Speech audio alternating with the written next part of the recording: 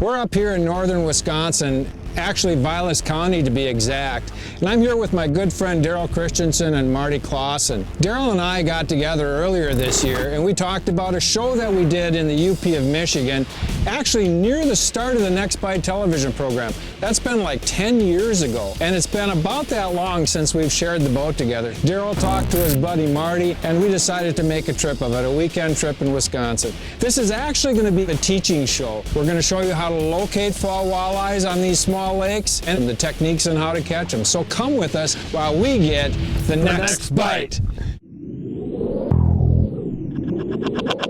Just looking for the next bite, next bite, next bite. Just looking for the next bite. It's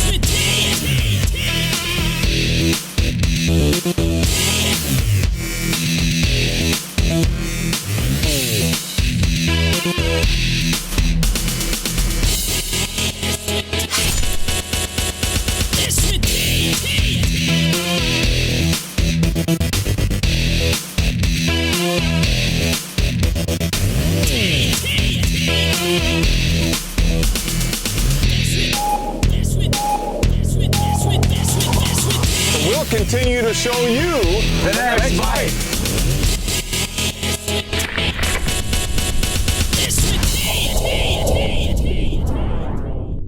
Jigs with creek chub minnows are a staple for catching late fall walleyes. Okay, I got one going here, guys. Do you got one going? Yeah.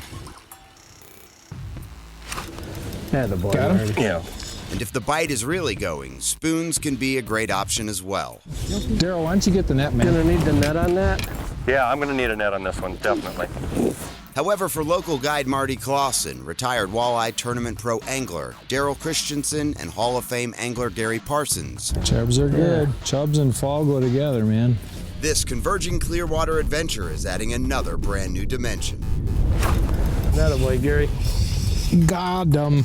As far as presentation, that has been all the rage this past tournament season. He couldn't resist it coming down the second time.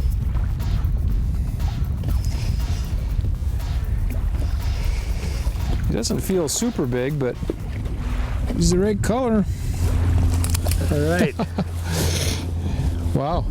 Just like ice fishing, Gary. Yeah. Tick. Irregardless the presentation, whether it's spoons, jigs, or shiver minnows, there are existing patterns that are pretty reliable for locating walleyes this time of year. Our fishing up here in Walleyes County with this clear water, I'm looking for something adjacent to where the fish are during the summertime, whether it be weed lines along the shoreline where you get them, offshore humps, where there's weeds, where there's rocks. Wherever the bait fish was, wherever you were catching those fish in the summertime, those fish are going to be someplace fairly close to there. They're usually on the steepest drop-offs where that break line comes down and drops down into 20 feet. It could be that shallow, you know, depending on the depth of the lake that you're fishing. It could be all the way out to 50 feet, and, you know, don't overlook that deeper water. The fish will be there. You just got to spend a little time, look for them. The fish will bite. Here's one. Oh, yeah. You got one, Daryl? Yep. Of the three presentations, spoons are so far proving the least effective. You spooning or jigging now? Jigging. You're jigging now? However, that isn't always the case. Okay, here he is. As the specifics which have been tried and trued over years of tournament fishing and guiding behind the how and why, Daryl and Marty approach spoon and jig fishing are an invaluable, all-inclusive introduction to catching these fall Clearwater walleyes.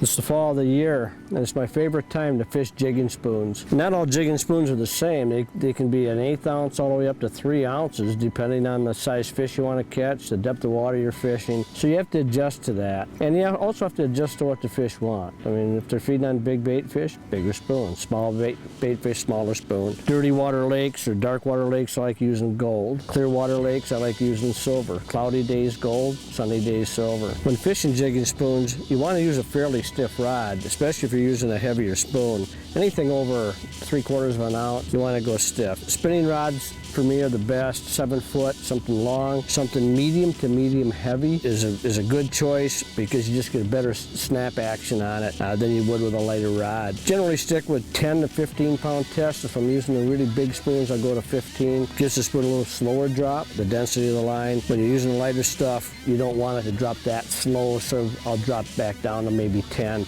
Even 8 pound test in really, really cold water. So in the fall of the year, jigging spoons is my favorite way to go, especially in post turnover. Marty Clauson from Boulder Junction, Vilas County area has a different way of catching these fish during post turnover. You know, as Daryl says, there's nothing that's more fun than a spoon bite. And when they're on the spoon, I love the spoon.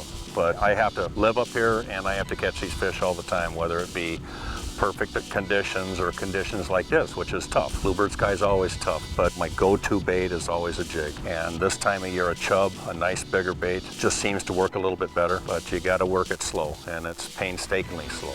I like a nice stand-up jig. Chub will actually stand up off the bottom at a 45-degree angle rather than just laying on the bottom. And I don't like to use too big of jigs, just about 4 to 6, maybe 8-inch hops on the bottom, and make that jig and minnow look like a dying minnow, because it's easier to take a dying minnow than it is. You know, that's the ones that they're going to hit. My bread and butter bait, and it's easier for my clients to fish too. The next bite is brought to you by Mercury, #1 on the water. Amsoil, performance for serious adventure. Tracker Boats, fish the finest. Bass Pro Shops, your adventure starts here. Berkeley, catch more fish. Mustad, stay sharper longer. Lowrance, find, navigate, dominate. Motor Guide trolling motors engineered for anglers. Strike King, legacy of domination for 50 years. And Power Pole, swift, silent, secure.